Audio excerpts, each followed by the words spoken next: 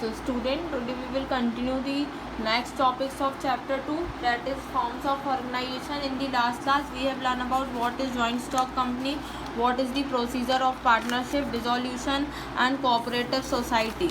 Today we will learn what is company. So company is an association of person who are running business and have got themselves registered as a company. ठीक है, एक ऐसी company या फिर जहाँ एक ऐसा ऑर्गेनाइजेशन या फिर एसोसिएशन जहाँ पे कंपनी क्या करती है, मतलब पर्सन क्या करता है, एक रनिंग बिजनेस को क्या कर लेता है, एसोसिएट कर लेता है, मतलब या फिर दो कंपनी या फिर दो बिजनेस मर्ज होके एक कंपनी बना लेते हैं और वो फिर उस बिजनेस को रन करते हैं, उसको हम क्या बोलते हैं, company. A company is a association of person who are running business and have got themselves registered as a company. या फिर कोई एक ऐसा पर्सन जिसका बहुत लार्ज स्केल बिजनेस हो जाता है और वो अपने आप को कंपनी में रजिस्टर्ड करवाना चाहे तो वो करवा सकता है. अब कंपनी क्या होता है, अगर इसकी डेफिनेशन देखें तो company is an artificial person created by law which is established for a specific object whose member liabilities are limited which has a common seal and perpetual succession. ठीक है, कंपनी क्या है, एक आर्टिफिशियल पर्सन है जो created by law है, उसका एक अपना स्पेसिफिक ऑब्जेक्ट होता है, whose members liabilities are limited, उसके मेंबर्स की लायबिलिटी लिमिटेड रहती है क्योंकि हम यहाँ पे शेयर्स इशू करते हैं और रिस्क कम लेते हैं, और एक कॉमन सील होती है उनकी और परपेचुअल सक्सेशन होता है. ठीक है, मतलब कंटिन्यूस सक्सेशन होता है. अब आता है कैरेक्टरिस्टिक्स ऑफ कंपनी. तो क्या कैरेक्टरिस्टिक्स होते हैं, आर्टिफिशियल पर्सन है, लिमिटेड लायबिलिटी है, कॉमन सील है, इसकी एक कॉमन सील रहती है, आर्टिफिशियल पर्सन है, उसका बाइंडिंग जब वो चाहे तब बंद कर सकता है, इसमें नंबर ऑफ़ मेंबर 2 से लेके 50 तक रहते हैं. ये होता है आपका कैरेक्टरिस्टिक्स. अब एडवांटेजेस क्या होता है कंपनी का, लार्ज कैपिटल रिक्वायर्ड रहता है, लिमिटेड लायबिलिटी रहती है, डेवलपमेंट ऑफ मैनेजरियल एफिशिएंसी होती है, इसमें स्टेबिलिटी रहती है कंपनी में, और साइंटिफिक मेथड यूज़ होते हैं, मतलब न्यू टेक्नोलॉजी के हिसाब से इसमें वर्क होता है क्योंकि लोगों की डिमांड क्या रहती है, ज़्यादा रहती है, तो हमको मशीनरी का यूज़ करना पड़ता है. ठीक है, डिसएडवांटेजेस क्या रहते हैं, फॉर्मेशन में डिफ़िकल्टी होती है, बहुत सारे लोग रहते हैं तो डिसीजन में डिले होता है, सीक्रेसी कम होती है क्योंकि यहाँ पे क्या होता है, सीक्रेट अपन हर चीज़ नहीं रह सकती क्योंकि सबको सब चीज़ डिस्पोज करनी पड़ती है. मोटिवेशन कम होता है क्योंकि लोग क्या सैलरी बेस्ड रहते हैं, और एम्प्लॉयमेंट अपॉर्चुनिटी कम होती है क्योंकि हम पूरा वर्क मोस्टली किस पे फोकस करते हैं, मशीनरीज पे. ये होते हैं आपके डिसएडवांटेजेस ऑफ कंपनी. अब हम देखते हैं what are the kinds of company, कितने प्रकार की कंपनी होती है. तो बेटा कंपनी 5 प्रकार में कैटेगराइज है, on the basis of incorporation, on the basis of liability, on the basis of public interest, basis of mutuality, on basis of national company. ठीक है, उसमें मेन है अपना ये पब्लिक और प्राइवेट कंपनी. अब बेटा इनकॉर्पोरेशन के अकॉर्डिंग अगर देखें तो चार्टर्ड कंपनी क्या होती है, वो कंपनी जो फॉर्म्ड होती है ग्रांट लॉयल या फिर चार्टर या फिर किसी किंग और क्वीन के लॉ के अंदर. अगर कोई भी कंपनी अप्रूव्ड हुई है, चली है, तो उसको हम बोलते हैं चार्टर्ड कंपनी. मतलब किसी भी, मतलब उसका जो फॉर्म्ड होगा या कंट्रोल्ड होगा वो किसी किंग और क्वीन के रूल के अंदर हो. तो जैसे ईस्ट इंडिया कंपनी हुई, बैंक ऑफ इंग्लैंड हुआ, ये किंग और क्वीन के रूल के अकॉर्डिंग चलता है. स्टैट्यूटरी कंपनीज क्या होती हैं, ऐसी कंपनी जो फॉर्म्ड होती हैं किसी लेजिस्लेटिव या पार्लियामेंट के अंदर. जैसे फॉर एग्जांपल अपने यहाँ का इंडिया का एग्जांपल लेते हैं तो reserve bank of India, state bank of India, LIC, IFCI, ये सब क्या होती हैं आपकी स्टैट्यूटरी कंपनी. रजिस्टर्ड कंपनीज क्या होती हैं, कोई भी कंपनी जो कंपनीज एक्ट 1956 के अंडर रजिस्टर्ड है और प्रॉपरली रजिस्टर्ड है, लीगल वे में है, तो उसको हम क्या बोलते हैं, रजिस्टर्ड कंपनी. जैसे बैंकिंग कंपनीज एक्सेट्रा, है ना. फिर आता है on the basis of liability. तो एक होती है लिमिटेड लायबिलिटी और दूसरा होता है अनलिमिटेड लायबिलिटी. ऐसी कंपनी जिनकी लायबिलिटी क्या रहती है, लिमिटेड रहती है, और क्या बोलते हैं, उनको पे करने में उनकी फेस वैल्यू क्या रहती है, सब्सक्राइब रहती है मेंबर्स के अकॉर्डिंग, और कंपनी का जो एग्जिस्टेंस रहता है वो इवेंटली बाइंड अप या फिर जब भी चाहे वो कॉल्ड अपॉन रहता है. अनपेड पेड लायबिलिटी रहती है. इसमें क्या होता है, लिमिटेड लायबिलिटी रहती है लोगों के ऊपर. ठीक है, दूसरा आता है अनलिमिटेड लायबिलिटी. अब जो लिमिटेड लायबिलिटी के छोड़ के जो भी कंपनीज रहेंगी या फिर जिनका शेयर अनलिमिटेड रहेगा या फिर जिनकी लायबिलिटी अनलिमिटेड रहेगी उसको बोलेंगे अनलिमिटेड कंपनी. अब आते हैं हम बेसिस ऑफ पब्लिक इंटरेस्ट. ठीक है, पब्लिक इंटरेस्ट के अकॉर्डिंग देखें तो एक होती है पब्लिक कंपनी, एक होती है प्राइवेट कंपनी और एक होती है गवर्नमेंट कंपनी। तो बेटा पब्लिक कंपनीज क्या होती हैं, वो कंपनीज जिसमें मिनिमम मेंबर कितने रहते हैं, 7 और अनलिमिटेड मेंबर्स रहते हैं, ठीक है, मैक्सिमम अनलिमिटेड रहते हैं, ठीक है, और वो अपने शेयर्स को ईजिली ट्रांसफ़र नहीं कर सकते, इसमें शेयर रिस्ट्रिक्टेड रहता है। कॉमन पीपल को वो सब्सक्राइब कर सकते हैं शेयर इशू करने के लिए। और ऐसी कंपनी जिनके लास्ट में क्या लिखा रहता है, पब्लिक लिमिटेड लिखा रहता है, उन कंपनीज़ को हम क्या बोलते हैं, या फिर सिर्फ लिमिटेड लिखा रहता है, उन कंपनीज़ को हम कहते हैं पब्लिक कंपनी। अब प्राइवेट कंपनी क्या रहती है, जहाँ पे प्राइवेट कंपनी एक ऐसी कंपनी रहेगी जहाँ पे लिमिटेड मेंबर या मिनिमम मेंबर 2 रहेंगे, मैक्सिमम 50 रहेंगे। यहाँ पे उनको रिस्ट्रिक्ट रहता है फॉर ट्रांसफरिंग देयर शेयर्स, है ना।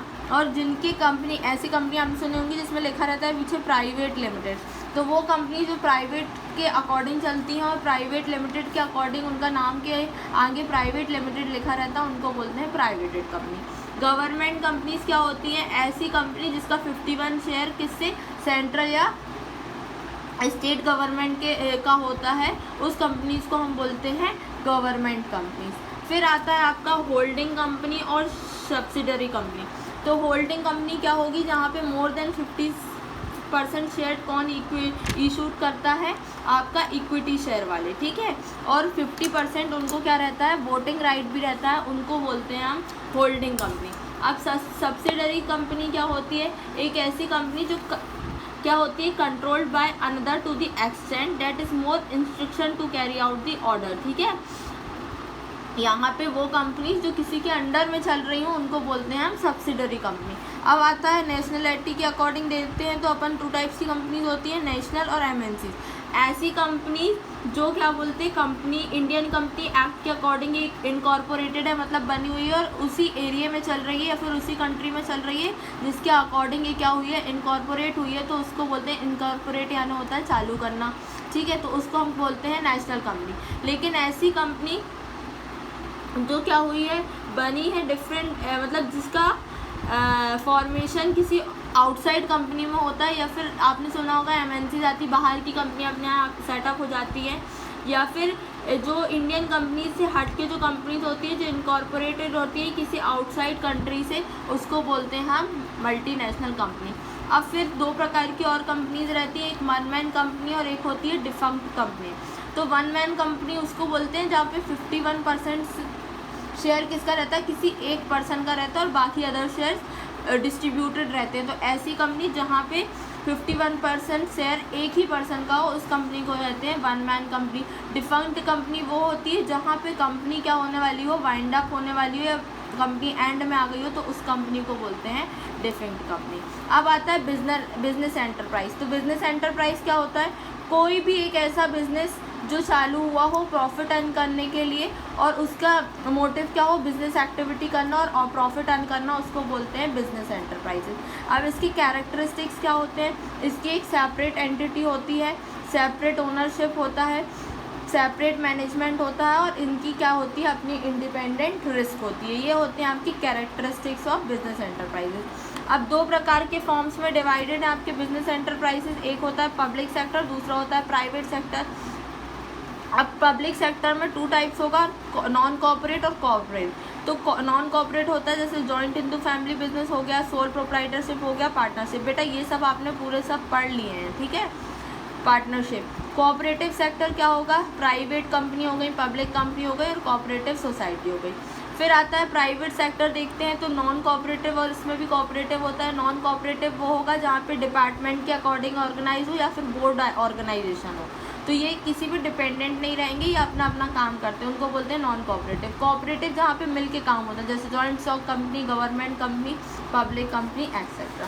ठीक है बेटा, ये होता है आपका फॉर्म्स ऑफ बिजनेस एंटरप्राइजेस। फिर आता है अगर हमको बिजनेस स्टार्ट करना है या फिर हमको कोई न्यू बिजनेस चालू करना है तो हम उसको कैसे करेंगे, तो क्या क्या चीज़ें हमको कंसिडर करनी पड़ती हैं बिज़नेस को चालू करने के लिए। जैसे होता है हमको पहले बिज़नेस एक्टिविटी देखनी पड़ेगी कि हमको किस टाइप का बिज़नेस चालू करना है। फिर हमको चॉइस और फॉर्म्स ऑफ ओनरशिप, किस टाइप का मतलब बिज़नेस रखना है, सोल प्रोप्राइटरशिप रहेगा, पार्टनरशिप रहेगा, ये देखना पड़ेगा।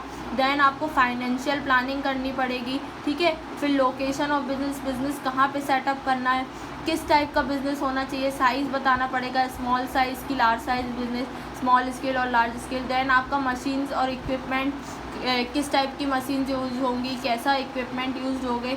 फिर वर्कफोर्स, क्योंकि आप अकेले तो काम कर नहीं सकते, तो आपको वर्कफोर्स या फिर लेबर्स की भी नीडेड होगी। देन आपका होता है जब ये सब चीज़ें डिसाइड हो जाती हैं तो फिर आप फॉर्मेलिटीज़ करते हो और फिर आप बिज़नेस को क्या करते हो, लॉन्च करते हो। ये होता है फैक्टर जो हमको कंसिडर करने पड़ते हैं at the time of starting of a business. अब क्या होता है बेटा, फॉर्मेशन ऑफ कंपनी। कंपनी में कुछ स्टेजेस होती हैं जिनको फॉलो करना पड़ता है, तब जाके आपका कंपनी क्या होता है, चालू होता है। तो कंपनी में की पहली स्टेप ये होती है प्रमोशन। प्रमोशन क्या होता है, प्रमोशन मतलब ये होता है कि कोई प्रमोशन मतलब किसी ने, जो भी पर्सन, या फिर हम प्रमोशन को वो बोलते हैं जहाँ पे हम प्रोसेस करते हैं कि हमारी कंपनी कब चालू होगी, फिर उसमें कैसा फाइनेंस होगा, क्या ऑर्गेनाइज होगा, कैसी हमको क्या प्रोसीजर करनी पड़ेगी। तो पूरा जो भी चीज़ें क्या होती हैं एडवांस में कंपनी के लिए प्रमोट की जाती है या सोची जाती हैं, और जो भी चीज़ें की जाती हैं उसको हम बोलते हैं प्रमोशन। ठीक है, अब ये कौन करता है, फिर प्रमोशन कौन करेगा, प्रमोशन करने वाले को बोलते हैं प्रमोटर। प्रमोटर कौन होता है, वो पर्सन जो कंपनी को स्टार्ट करने का सोचता है और कंपनी को स्टार्ट करता है, फर्स्ट पर्सन, उसको बोलते हैं प्रमोटर। ये पहला स्टेज होता है। दूसरा आता है incorporation of a company. Incorporation of a company क्या होता है, इनकॉर्पोरेशन यानी होता है कंपनी को चालू करना। अब चालू करने के लिए पब्लिक कंपनीज़ में अलग प्रोसीजर होता है और प्राइवेट कंपनी का अलग प्रोसीजर होता है, तो सब स्टेप उसमें फॉलो नहीं होते हैं, अपने अपने अकॉर्डिंग फॉलोज होते हैं। इनकॉर्पोरेशन होता है प्रिलिमिनरी स्टेप और इनकॉर्पोरेशन फॉर्मेलिटी। अब प्रिलिमिनरी स्टेप में आता है कि आप क्या नेम का अप्रूवल होता है, आप कैपिटल कितना क्या देना चाह रहे हो उसका अप्रूवल होता है। देन आपके मेमोरेंडम ऑफ एसोसिएशन और आर्टिकल ऑफ एसोसिएशन का प्रिपरेशन होता है। ये मैं बताऊंगी कि मेमोरेंडम ऑफ एसोसिएशन और आर्टिकल ऑफ एसोसिएशन क्या होती है, ये इंपॉर्टेंट डॉक्यूमेंट्स होते हैं, इनका प्रिपरेशन होता है। और फिर आपको लाइसेंस बनता है, आपका लाइसेंस बनता है। ठीक है, ये तो प्रिलिमिनरी स्टेप हो गया। देन आता है इनकॉर्पोरेशन फॉर्मेलिटीज़। अब इनकॉर्पोरेशन का आपको चालू करने के लिए क्या क्या फॉर्मेलिटीज़ करनी पड़ेंगी, आपने ये जो डॉक्यूमेंट्स बनाए हैं इनको क्या करना पड़ेगा, सबमिट करना पड़ेगा। देन आपकी फ़ीस डिपॉजिट होगी, और फिर जब ये प्रोसीजर पूरा कंप्लीट हो जाता है तब आपका सर्टिफिकेट ऑफ इनकॉर्पोरेशन मिलता है।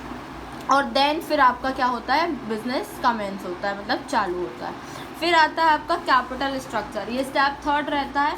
तो इसमें आपको सेबी से अप्रूवल लेना पड़ता है अपने कैपिटल स्ट्रक्चर के लिए, ब्रोकर अपॉइंट करना पड़ता है, स्टॉक एक्सचेंज में एप्लीकेशन लगानी पड़ती है और शेयर को अलॉट करना पड़ता है। ये आपके होते हैं कैपिटल स्ट्रक्चर, ये 3 स्टेप्स होते हैं।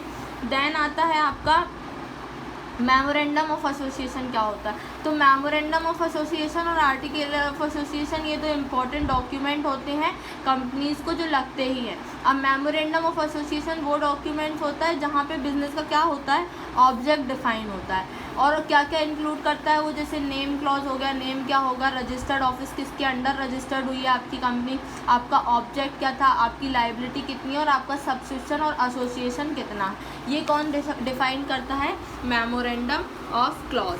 ठीक है, मेमोरेंडम क्लॉज डिफाइन करता है। फिर आता है आपका कि नेक्स्ट हेडिंग आती है आपकी कि आर्टिकल ऑफ एसोसिएशन क्या होता है। तो आर्टिकल ऑफ एसोसिएशन क्या होता है, ये क्या कंटेन करता है, ये आपके इंटरनल अफेयर्स को देखता है कि आपकी बिजनेस में कैसा क्या चलेगा, आपकी क्या इंटरनल प्रोसीजर होंगे, आपकी बिजनेस में क्या क्या चीज़ें नीडेड होंगी, ये सब कौन देखता है, आपका आर्टिकल ऑफ एसोसिएशन में मेंशन होता है। ठीक है, डिफरेंट टाइप ऑफ क्लॉज होंगे, कन्वर्सन, स्टॉक को कैसे कन्वर्ट करोगे, क्या पेमेंट दोगे आप, और वोटिंग राइट, मेंबर्स का वोटिंग राइट क्या होगा, ये सब आपके आर्टिकल ऑफ एसोसिएशन में डिफाइंड होता है।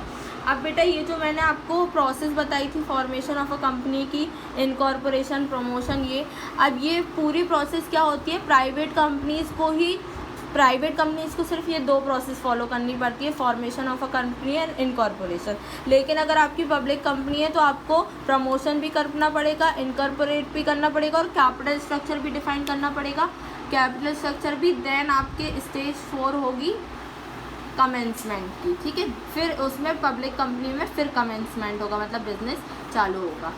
अब आता है लास्ट टॉपिक, प्रोस्पेक्टस। तो प्रोस्पेक्टस क्या होगा, प्रोस्पेक्टस वो होगा जहाँ पे क्या बोलते हैं आप, प्रोस्पेक्टस उसको बोलते हैं जहाँ पे आप एक इनविटेशन होता है, मतलब इनवाइट कर रहे हो पब्लिक को कि वो आके आपके शेयर को लें या फिर शेयर खरीदें या शेयर बाय करें, उसको बोलते हैं हम प्रोस्पेक्टस। Okay, thank you.